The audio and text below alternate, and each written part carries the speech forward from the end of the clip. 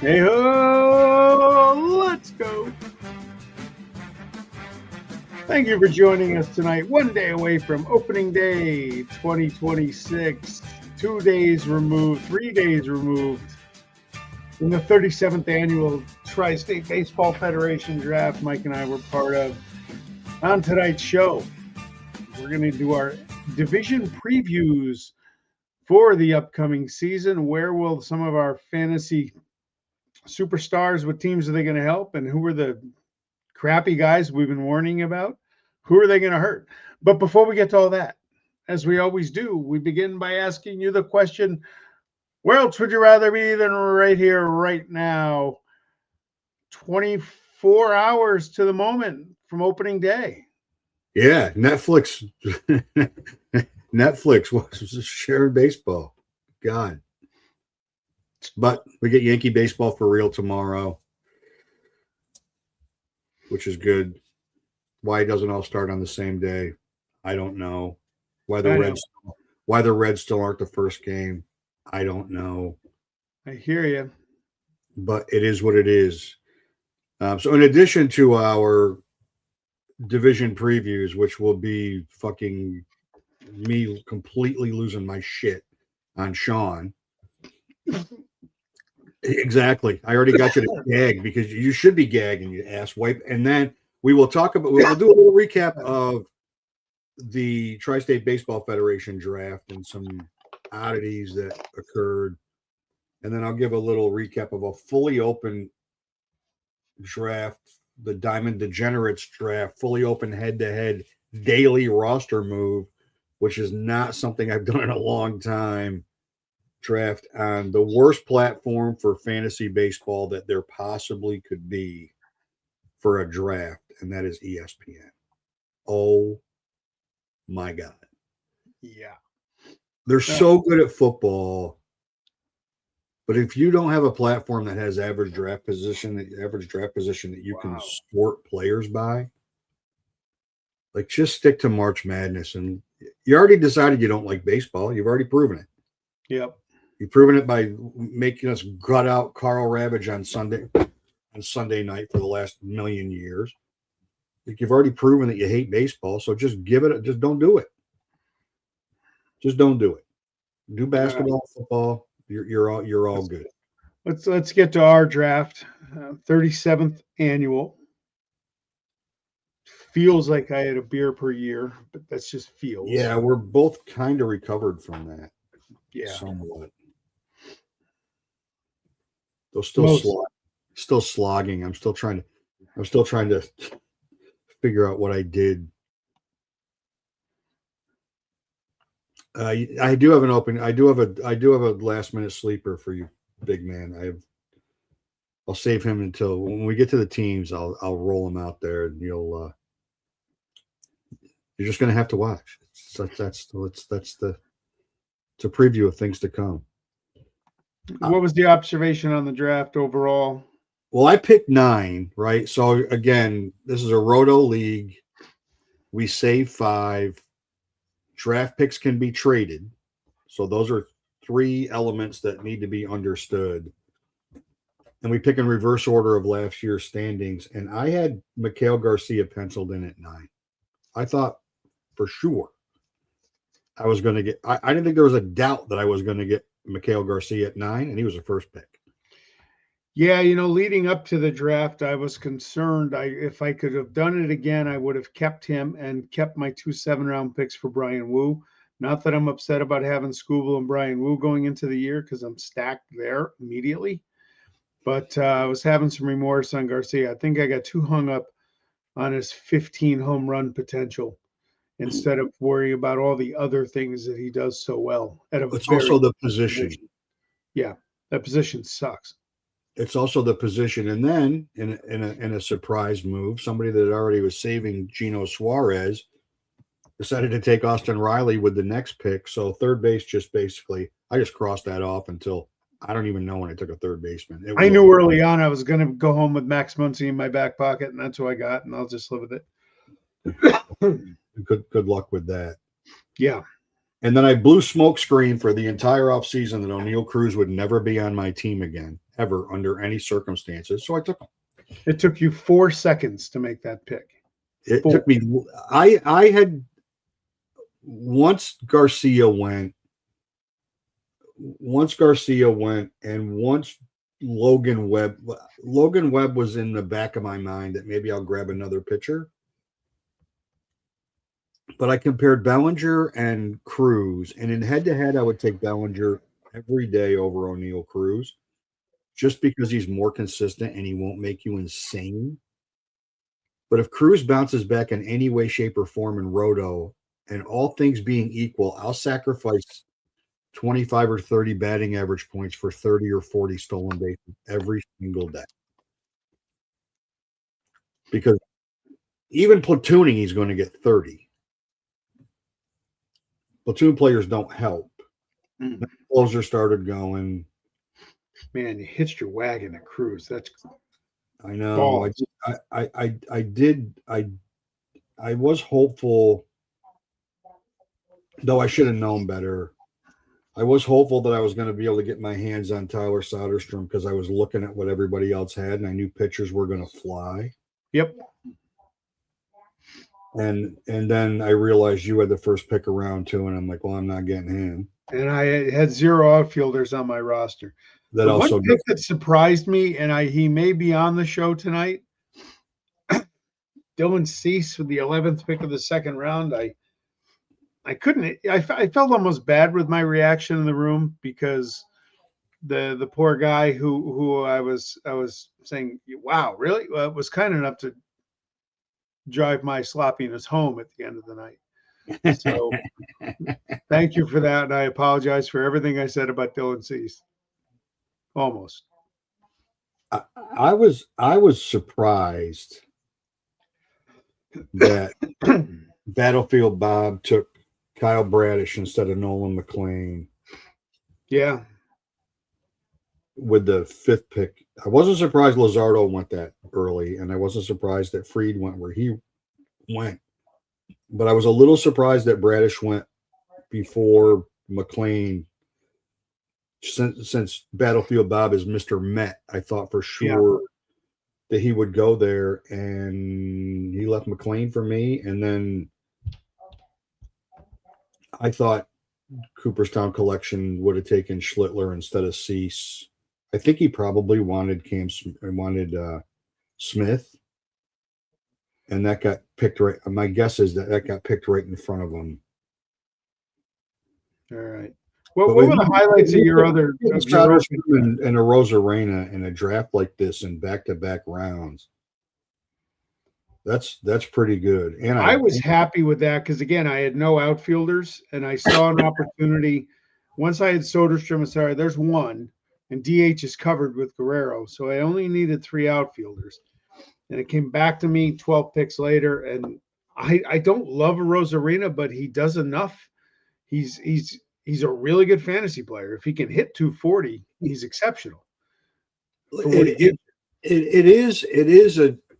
You don't really consider it until you do it. I mean, we did a lot of mock drafts in the off season, a lot, and both roto and head to head, and it is interesting how you consider your patience for guys. At least I do. My patience for guys in roto versus head to head, and a Rosarena is a guy you can be patient with in roto, and the counting stats are going to be the counting stats, and at the end of the year, you'll be glad you had him on your team because he'll hit $140 for a month, and then he'll hit 300 for a month. And at the end of the day, he's going to hit somewhere between 25 and 35 home runs and drive in somewhere between 75 and 90 runs and score the same and steal 8 or 10 bags and hit 250, 230 to 250. And the way outfield is right now, that's a good get.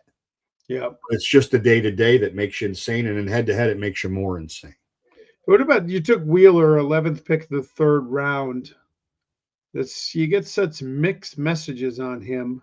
I got no mixed messages on him. None. He's pitched 2 sim games. He's going to make a rehab start. It looks like Saturday. Okay. They think he's back like the 15th of April. Okay. And his stuff is really, really good right now. I took him in an open draft last night. And it's the same with Cole. Cole pitched today, and first inning, his fastball is 96. Wow. And he's going to be out till June. But this is the stuff I pay particular attention to, is guys like him. I wish Corbin Burns would have been able to throw at least, so there's not really any information on him. So he's a real flyer. But guys coming back from injury where there's medical update and they're actually throwing, that's super helpful. Like, it's super helpful. And it doesn't make, like, Wheeler's been flying up ADP in the last 2 weeks as more information comes out. As more and more information comes out, he's been flying up the charts in ADP. I knew you were going to take Cade Horton. And in most cases, that's probably early. And there were a number of guys. And then the only pick in the draft that really got under my skin. Not waiting an hour for some people to make a pick. Not waiting 30 minutes for some people to make a pick, and then they make a bad pick. You took Drake Baldwin. I literally put him in my queue. Yep. Right after the Pigs took Andy Pajes 2 picks before you were up, and then you took him. And that's when I typed in the draft chat, Bubba, get the tables. I had I would have cracked in the skull with a cooler top if I was in that room. I had 3 picks in a span of 12, and honestly, I thought I was productive because I had Horton as my 3rd starter. I knew catcher was coming up, and the funny part about it was, and you talk about fantasy, you talk about dynasty. I don't really believe in saving catchers. I wanted to draft Will Smith in that spot because I think Will Smith might be a better option this year. And I'm like, no, go with the kid. You've been following him all winter. Go with the kid. And I took him at 8, and then 5 picks later, I grabbed Emmett Sheehan, and I'm over the moon adding him to my pitching staff. Here's my this is a Dodger thought, and I want your take on this. They're going to win the division by 100 games. They're so deep everywhere that for me, it's Ohtani. It's Ohtani. It's Tucker. It's Betts, and probably Diaz that I'm going to take early. And everybody else, I don't know how much you're going to play. And with Dalton Rushing now being the backup catcher and them committing to him, yeah, I don't know if Smith's going to play more than 120 games. Baldwin will play 150 games because he's going to DH when he doesn't catch. Yeah, no, I'm ecstatic. And then you took Emmett Sheehan, and I was very high on Emmett Sheehan as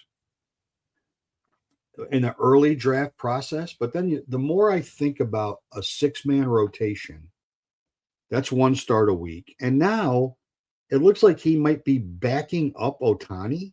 They said that, but that kind of got tucked away today. Yeah, so the indecision, they have such an embarrassment of riches in their roster. The indecision around how much time these guys are going to actually get makes me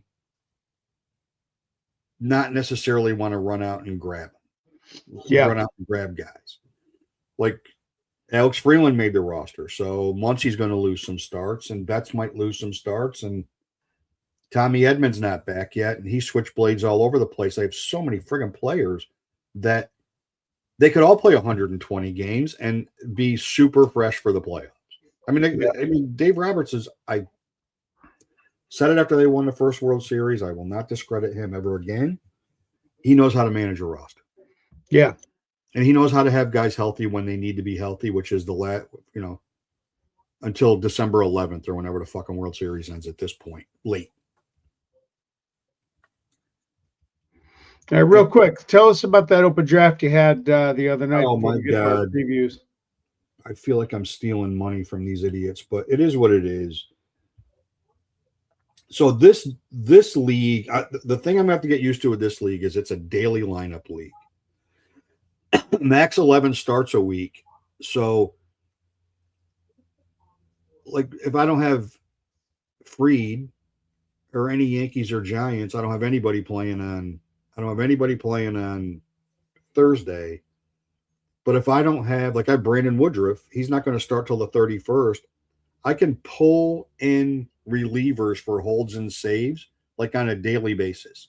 So you're literally manage a pitching staff on a daily basis, and hitters too. I have no hitters on my bench, none. I took only pitchers on my bench, and any hitters on my bench. But first four pretty chalk, right? Otani, Judge, Soto, Witt. Then it was Skeens, Crochet, and Scooble, and I was surprised that Crochet went before Scooble, but not really.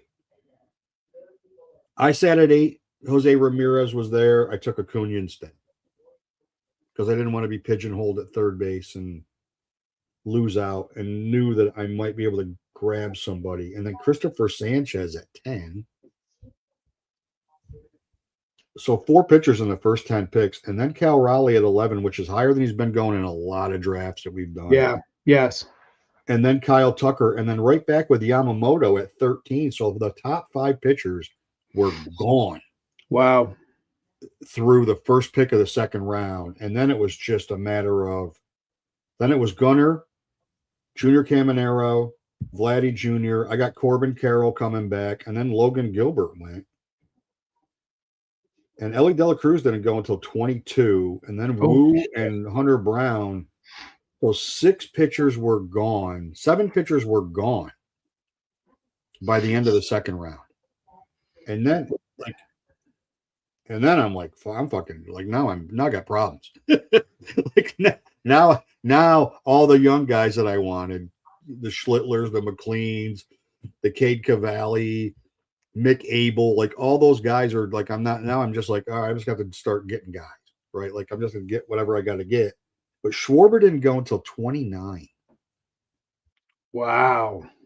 I know. That's crazy. Anthony at 25, Kurtz at 26. I get it. I get Anthony going at 25.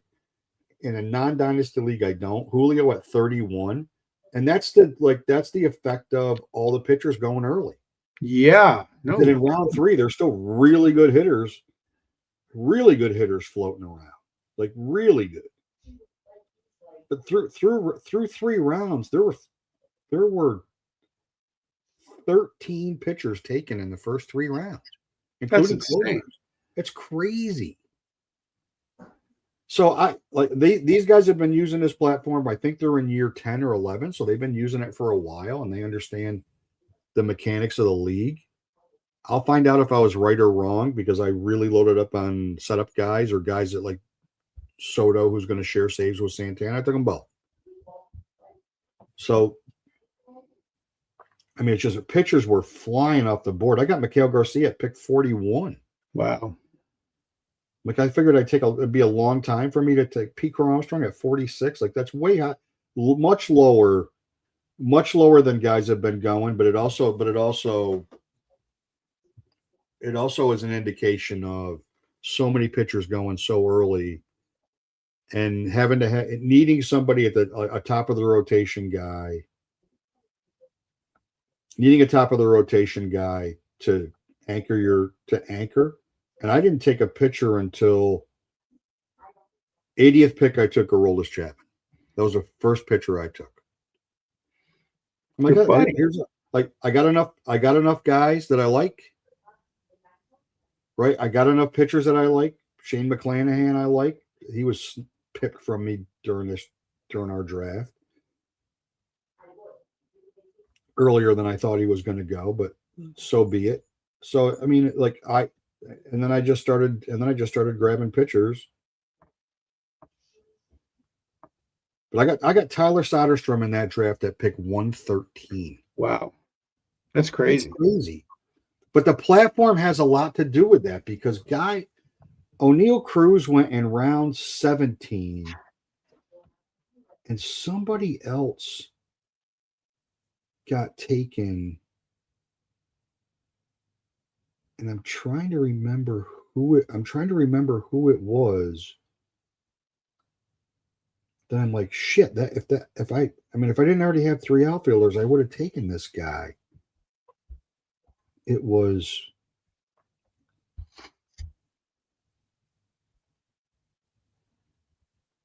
like Elliot Ramos went before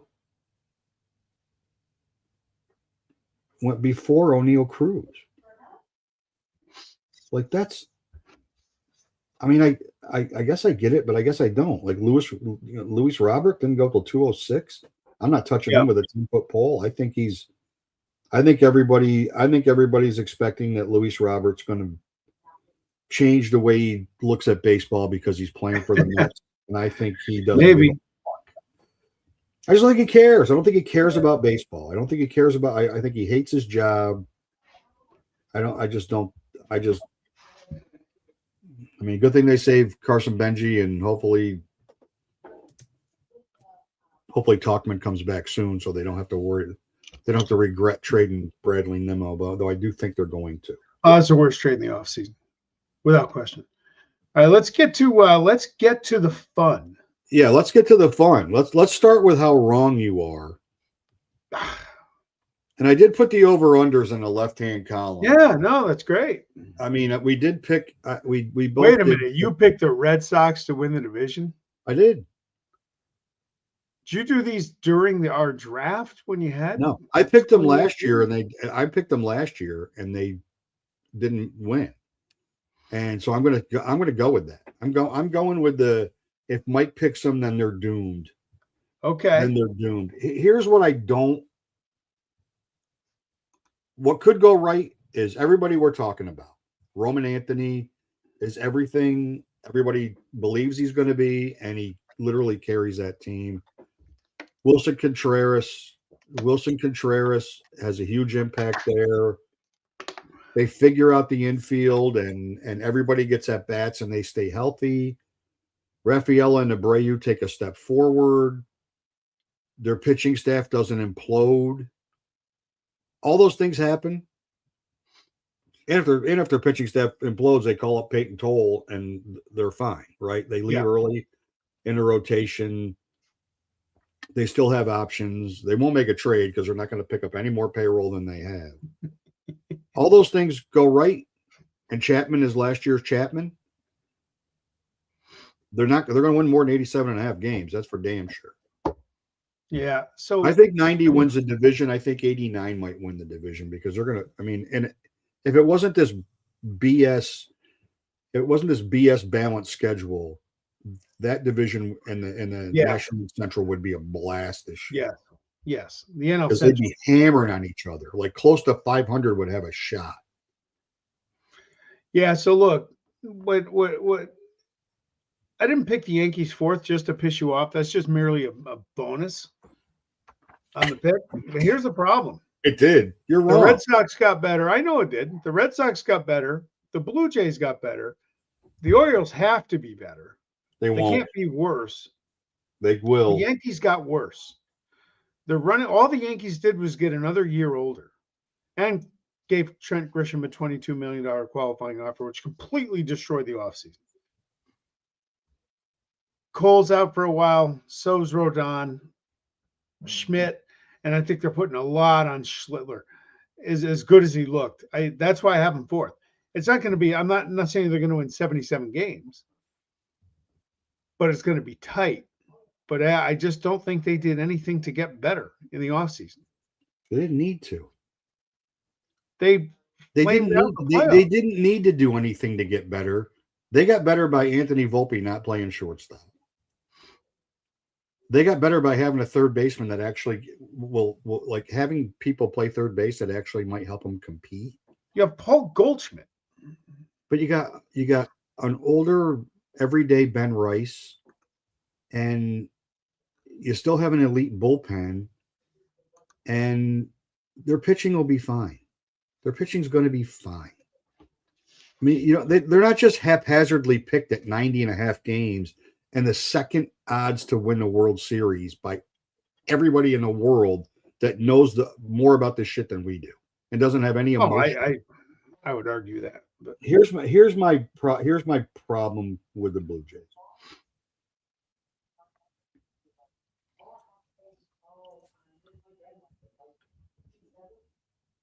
They probably got a little bit better by signing Cease. Gausman's a year older. Jose Barrios is a joke. Yasavich is starting the year on the injured list. That's not good. Jeff Hoffman's their closer. He's a gas can waiting to happen. And through the end of June, they were 13-0 in one-run games. And, and when you're that, and it's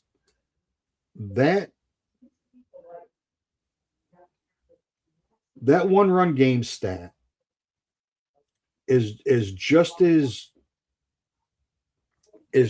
telling as NFL teams that win one-score games and then the next year they don't.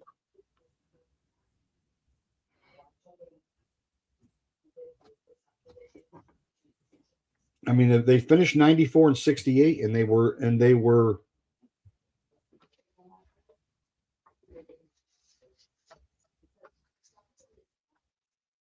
like 24-3 in one-run games last year. It's pretty good. Yeah, but if that becomes 14 wins, then they're an 80-win team. They're a 500 team. No, that's not everything. It's not everything.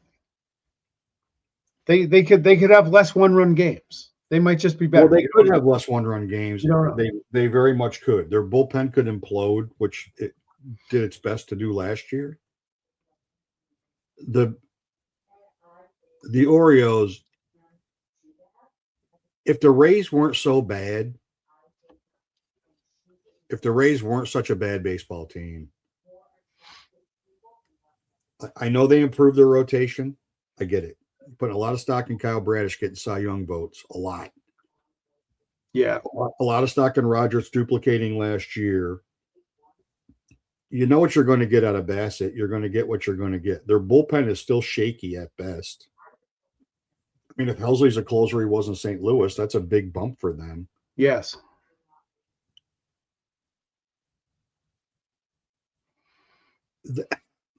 I mean, Gunnar Henderson has to have a better year than he had last year. He has to. I don't think they're better than the Blue Jays. I know they're not better than the Red Sox and the Yankees. They're not that far away. The division's going to be a brawl. It's going to be a brawl. And we could be completely right or completely wrong on this very easily. If the Orioles, the Blue Jays, the Yankees, or the Red Sox won the division, nobody should be surprised. I agree with that. Because they all have enough going for them in their favor that they could. It's the same with the NL Central when we get there. I initially went in thinking I was going to take Pittsburgh as a surprise, and I have them fourth. A very competitive fourth. Yeah. All right. Where are we off to next? Now we're off to again, we agree on the division winner. Why do you think the Tigers are going to finish third? Because I'm no big Guardians guy. I think Detroit, no matter what they're doing, is going to trade Skubal at the All-Star break. And when you do something like that, you collapse your season. And that's why I have them to finish second. I think that's going to be a distraction. It's going to be a massive distraction. And again, if they trade him, yeah, Framber Valdez is nice, but that's going to bounce back move, destroys the locker room. But then what else? Casey Mize? Yeah.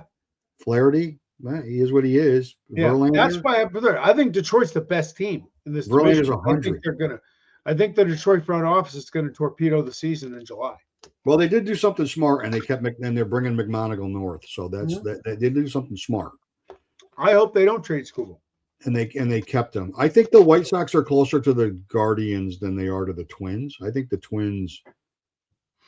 I don't know how any of these experts look at the Twins as they're currently constructed and say they're going to win 72 games. I think the White Sox are going to be fun to watch offensively. Yeah. They still can't pitch. And I don't think Sir Anthony Dominguez is going to have that closer job after June 1st. I think it'll go back to Grant Taylor at some point. It might be because they're out of it and they trade Dominguez because he's a valuable trade chip. But the Twins are not a good team. No, they're going to be awful. It's why I abandoned Joe Ryan during draft season. Yeah, I mean, Lopez getting hurt doesn't help either. I mean, now, I do like Mick Abel, but like Ober, he's the most boring friggin' starting pitcher to watch in Major League Baseball. He doesn't look to do anything. He's super boring from a fantasy standpoint, and then he just goes out and gives up a bunch of weak ground balls and then gives up 11 runs. I mean, it's just not fun to watch. I mean, Buxton stays healthy. Lewis plays more than 40 games. Wallner hits 30 homers. They're still going to win. If they win 75 games, I'll be shocked. Yeah, that ain't going to happen. I'll be shocked. We agree again. So our 3 division winners, we agree. Yeah. On all 3 division winners. After that, it's all a crapshoot. You've got Texas second. I have Texas fourth. And the reason I have Texas fourth is because I have 0. And when I say 0, I have 0 faith that Mackenzie Gore is going to do anything but torpedo that team. Yeah, I'm no Mackenzie Gore fan. I think how long will Evaldi stay healthy? I don't know. Their pitching is still really good. I think Jack Leiter, a year more experience, will help. Those guys got to hit, though. I mean, I can't figure out. Here's my taxi cab driver from Saturday. Welcome. They do have to hit. Seager has to stay healthy. Langford has to break out like everybody thinks he's going to break out. I love Langford this year. Last year, you and I kept waiting for Texas to make a run, and they never really did. No, we both picked them to win the division last year. And the A's, if the A's could pitch, they'd make the playoffs with the way they're going to hit. The thing we were wrongest about Texas last year is we were both waiting for DeGrom to get hurt, and he never did. He never did, and he was phenomenal. If the A's could pitch, I think the A's are going to be closer to 500 than 76 wins. Oh, I think so. I think the A's are an 80 plus win team.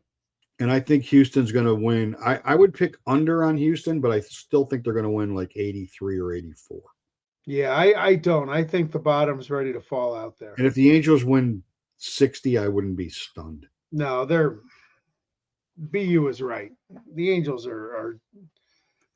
they have no idea what they're doing. As long as everybody's safe and the game is affordable, it's all good. But the Angels are now reeling because about 15 minutes ago, Alek Manoah got put on the shelf. Now what? He's like your second. Now what? Now what are you going to do? Well, that bumps them to 65 wins because that asshole is not going to be in the rotation. so that helps. And by the way, big man, Gage Jump and Jamie Arnold. Those are the kids on the farm coming up. So big man, here's my sleeper pick since we're on the Angels. Jose Soriano is going to be a top 15 pitcher at the end of the year. That's my prediction. He's got electric stuff, and now here we go. Getting a new toy. Yeah, you did. You got Luis Robert, that piece of crap. That's your new toy. What's up, D-Rod and Bobby?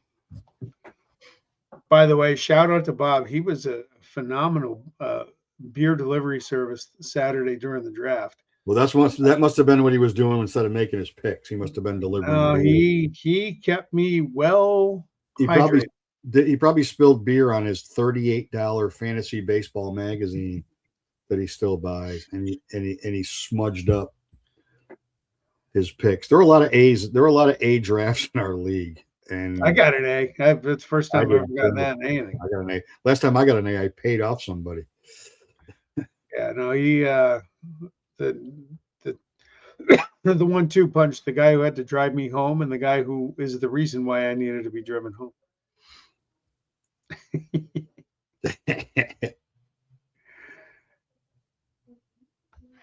You need more than that to win a title.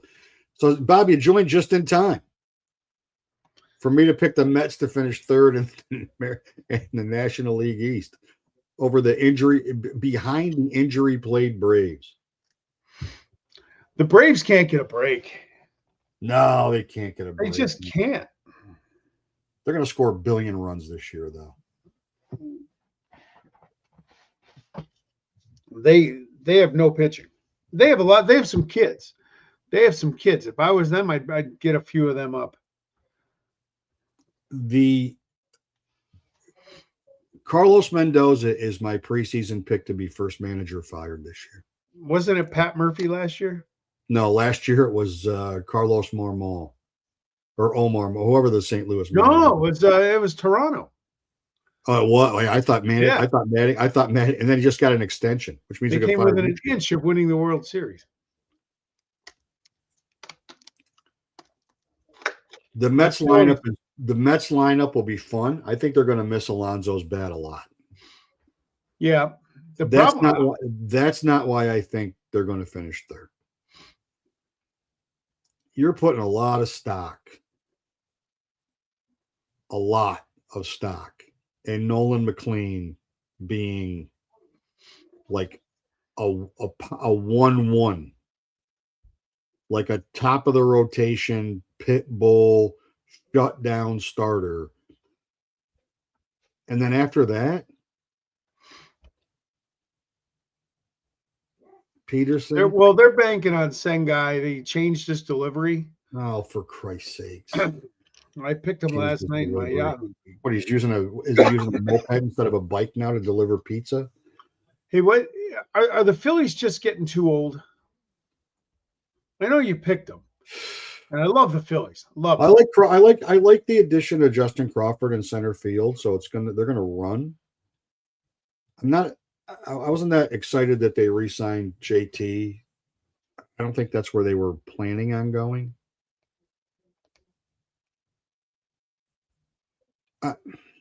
They could be getting too old. I mean, you're banking on Bryson Stott having a lot of people are banking on Bryson Stott bouncing back, and he's a sneaky steal pick late. And Alec Boehm is Alec Boehm, but he's still on that roster. But their starting pitching when they get Wheeler back is really good. Yeah, D-Rod brings up the Marlins. If there's one player I do not have on any of my fantasy teams, I wish I did, it's Yuri Perez. Yeah, he's going to have a really good. The Marlins are going to be a surprise, though. I would take them for over. I would take the Mets for under. Oh, they're a shit show. I would take.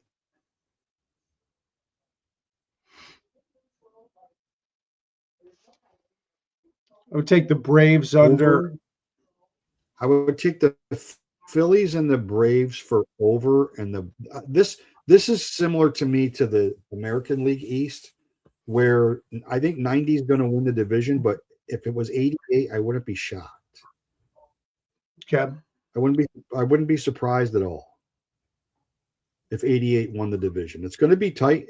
I don't think anybody's going to run away and hide, even if somebody gets off to a huge start. Even if somebody gets off to a blazing start, I don't feel like anybody's going to run away and hide in this division. No, I don't think so. In fact, I think in the American League, I think Seattle's the only team that could run away and hide if they're motivated and their pitching stays healthy. Alcantara's big. Robbie Snelling will be up at some point. Fairbanks as a closer in Miami was a good move for them, a really good move for them. I mean, who are you watching on Washington? You hoping James Wood doesn't hit 210 in the second half and strike out 300 times? Hoping He struck CJ out Abrams 400 times in the spring training. Hope CJ Abrams stays out of the casino and grows up a little bit and is consistent. I mean, Luis Garcia ends up being a good first baseman. Dylan Cruz is in the minors, and apparently he won't take help. He won't take any friggin' tips from anybody. He won't change his swing. Really? That was today. I read that today. He's like, this is my swing, and it's going to have to work. Well, it's going to be working in friggin' Rochester, dude, because Dylan Lyle's going to play, and that's the way it's going to go. I mean, like, they're not going to. I don't think they're in a position to jerk around and let a guy hit 130. What did he hit last year? 210, and then he backs it up in spring training by going 3 for 29, and they're all singles. Yeah. So he's clearly not adjusting to anything, and apparently is not willing to as well. I mean, I'm excited about Cade Cavalli. Their pitching staff is a crapshoot. I mean, Parker from time to time. They don't have a lot of guys that you're going to roster from a fantasy standpoint. So as irrelevant as they're going to be in the division, they're almost equally as irrelevant in fantasy. Yeah. Now this war. This is a fun division. This division is going to make buying the MLB extra innings package worth it. Yeah, I love watching NL Central baseball. The Cubs are a blast. Yeah, always like the Reds, the Brewers. You can't pick against the Brewers with the way they just keep churning out young talent. And the Pirates, I think, are ready. But it's a tough division. It is a tough division, except for St. Louis. And if St. Louis was better than 69.5 wins, I wouldn't be stunned. But to see 69.5 as an over-under next to the St. Louis Cardinals just doesn't sit right. They just stopped caring. It just doesn't sit right. It just doesn't sit like that's not something. I mean, but they are. They're not a very good team. They're not a very good team. So the Cubs have to have a lot go right, right? Everybody's excited about Alec Bregman except for me because right-hand hitters in Wrigley typically aren't great. They're about to apparently give PCA a giant contract. They signed that today, I believe. You know what? I think it's a good move, and this is why I think it's a good move. If he goes 30-30 again this year, yeah, and then they try to do it next year, the price is going to go up a lot. So you might as well do it. You might as well do it on future value and get it over with. He's only 23. You might as well do it now before it costs you a number that you're not willing to pay and you end up having to trade him because you're not willing to go to the big number. So, yeah, I mean, not having Suzuki at the beginning of the year could hurt them a little bit. Just like not having Hunter Green until July could hurt the Reds a lot. We're all high on Andy Abbott. He's not been good this spring at all. Now Lodolo's got a blister, and he might start the year on the IL.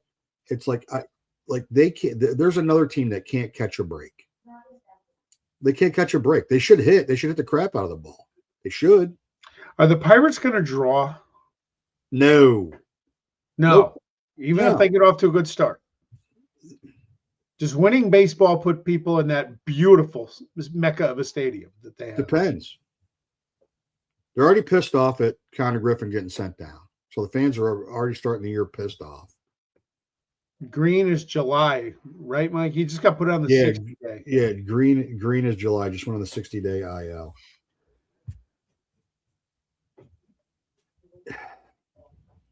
Bubba Chandler is going to make it exciting. Their rotation's potentially really good. Their bullpen's very solid. Adding O'Hearn and Ozuna is going to give them a little more pop in the lineup that they needed desperately. Cruz can't be as bad as last year. If he is, they should just waive him. And my season's going to implode as a result. Yeah, get your parachute. I think if they get to August and they're in it, and they make a move at the trade deadline that keeps them in it, then they'll start to draw.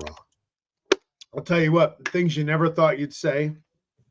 I love the Brandon Lau signing for them. I love it. I think it's a left-hand hitter in that ballpark. I mean, he's got legit power. Yeah. And I forgot about him. Adding Lau, Hearn, and Ozuna it's a good veteran guy to put on that team. 60 more home runs that they got out of those positions last year, and you still got Spencer Horowitz. And it's just like they're close, and they've got more guys coming, especially pitchers. I mean, they better win now, or they better at least make an effort to win now, because unless Bob Nutting has a stroke, he's never going to pay Paul Skeens what Paul Skeens is going to get paid, and it's going to be a ludicrous amount of money. Yeah, I mean, it's going to be absolutely ludicrous amount of money. I mean, grabbing Mangum in that trade with Lau is a low key move for them too. So their bench got stronger. They missed out on Suarez. That's who they really wanted, I think. They're not going to get a lot of production out of catcher, but they're going to have great defense out of catcher. That means nothing from a fantasy standpoint. But there's more draftable Pirates this year than there's been in a while. Yeah. Many more. Many, many more. And the world is high on Bubba Chandler, and that's obvious based on where he's being picked. And then we don't need to talk about the first place team in this division, because we all know that's like having that answer key to the test. I mean, that 102.5 is only there because they don't need to push that. They just need to do what they did last year. Stay healthy until October. I mean, just the over-unders, they win the division by 19 games. Yeah, it's frightening. I mean, so like the Rockies are awful. I am like really interested in Karros and in Charlie Condon if they develop, and if Ezekiel Tovar has a bounce back year, and if Mickey Moniak can repeat, and if Brenton Doyle puts it all together. And I mean, they got some, I mean, and they play half and Hunter Goodman, and they play half their games in Colorado. So they have offensive guys from a fantasy standpoint that have value, but there's not one pitcher. No. I mean, like they signed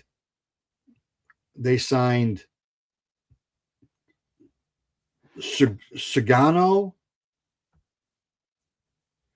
Lorenzen, and oh my God, I can't think of it. A guy's going to pitch in the soft tossing lefty that you never want on your team. Oh, Quintana, who will end up having a 38-year career in baseball. Amazing? Todd, you're right to have reservations on King, and if Joe Musgrove, I feel like anything that happens in San Diego depends on Joe Musgrove bouncing back. You know what's amazing, though? You got to give the Rockies fans a shout out. They averaged over 30,000 a game last year at home. They were 13th in attendance last year.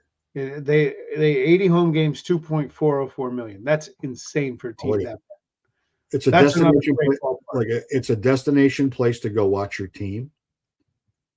Right? You want to take a road trip in July to watch your team. Why not go there? My God, it's a great ballpark. Beautiful. Scenic. Yeah. Right? Yeah, it's awesome. Unbelievable stadium, great ballpark, great place to watch baseball. I mean, and you get some offense going on. The games are exciting. And you get a little Mike Hampton, when he was on the Mets, hit 2 homers in a game there. Bulldog Mike Hampton. You're not as high on the Giants as I am. I'm not. I don't get the warm and fuzzy. I don't see where it's going to come from there. Love Logan Webb. Yeah, Adames is great. Okay, 30 homers out of a shortstop. That's good. Twice hitting 210. Yeah, that is great. Yeah, Devers, he's, Devers going to have a really good year. Ramos will be better. Chapman's Chapman. If they could combine Patrick Bailey and Andrew Susak into one person, sure. they might have the best catcher in baseball from a fantasy standpoint. Because they've got Bailey's so good defensively that he's going to play, and Susak's not that good defensively, but he can hit. Yeah. Oh, by the way, I think Hampton was already with the Rockies. He had sold his soul for money, sold his chance to ever do anything meaningful with his career for the big contract. I don't know why I feel like the Padres are going to implode. Well, the Padre fan on our show here agrees with you. I'm not so sure. I'm down on the Diamondbacks, and I like the Diamondbacks. I do watch an inordinate number of Diamondback games, but who the hell's going to pitch? I don't know. I put the Giants behind them. That tells you how low I am on the Giants because I'm not a big D-back fan either. I mean, who's going to pitch? They don't know who's going to close, and I don't even know if it's going to matter. Merrill Kelly's going to start the year on the injured list. It looks like. Zach Gallen, if Zach Gallen is the last month of Zach Gallen from last year, then at least they have one. Everybody's going crazy about Ryan Nelson. I don't know. Brandon Pfaadt, like he's a walking incinerator, that guy. Yeah, no. And it's in the same game. He is one of those guys. And he's one of those. He'll end up on my roster. I guarantee it. And he will. He'll end up on my roster on some roster someplace because he'll go like 4 innings, 1 hit, a walk, and 6 strikeouts. And then in the 5th inning, he gives up 11 runs. Not 3, not 2, not 5, 11. Like it's a huge number. And he's just not consistent enough. He's got the stuff to be great. He's just not consistent enough to be anything more than, at this point, he should be a 4, but sadly, he's like a 2 for them right now. Eddie Rodriguez could be the key if he's as healthy as he said he was out of the WBC. Yeah, Eduardo Rodriguez could be a sneaky grab, like right away, because he looked phenomenal in the WBC, and he's not been healthy for a couple of years. But when he first got there and he was healthy, he was great. He was really good there when he first got there. Who you got a World Series pick? No, I don't. Saving that for next week. Okay. That's a nice teaser. It is a nice teaser. I'm just right now. I'm just focused on Duke losing. That's really all I care about at this point. Yeah, the season's starting on Thursday. That's great. Duke needs to friggin' lose a game this weekend. Like, sooner the better. Go Huskers, baby. Keep the dream alive. Keep your dream alive. Fred Hoiberg. That smart bastard. Survive in advance. Big one with Iowa. Nobody's a better coach in basketball history than Fred Hoiberg. Just ask him. Hey man, he's got the freight train. Too many white guys coming along. Too many white guys. You win. Too many white guys. I mean, they did win and almost lose a really, really good game to Vandy the other day. True. That was a really good game, but they hang around. Yeah, no, they're scrappy. The Iowa game is interesting because they know each other so well. I mean, they're big rivals. Yeah, a couple times already this year. No surprises, so we'll see. I feel like Iowa's playing over their head a little bit right now, but yeah. All right, Nebraska could make it to the Elite Eight. Absolutely. There's no reason. Absolutely. I think the Houston Cougars would have something to say about them getting to the Final Four, but yeah, Houston's very good. Yeah, you're right, D-Rod. They definitely the Dodgers, like they needed to, the Dodgers decided, well, our real weak link was closer, so let's just go out and get a guy. Speaking of the Dodgers, what do you do with Roki Sasaki? I don't know. Like what? Like they're leaving him up. He's in the rotation. Yeah. I don't know what you can afford it. Like they can definitely afford it, right? It's not like they're shooting themselves in the foot by like they don't have to have him up there. But he's not going to get better pitching in AAA. He's only going to get better if he stays in the majors. To me, I agree with that. Yeah, he's got to work out the those the walks. I mean, Jesus he is a big fan of them. My God, throw strike. You can't walk. Like his walk rate's just way too high. That's what scares me about Abbott and Andrew Abbott's walk rate in spring training was high. Yeah. Like those are the signs that like that stuff. That's the stuff I worry about. Like Luis Heel is being sent down because he wasn't throwing strikes. I mean, like it's one thing to get knocked around because you're working on pitches, but you can't work on pitches if you're not throwing them for strikes. No. Like if you're adding an out pitch to your repertoire, how do you know if it's effective if you can't throw it for a strike?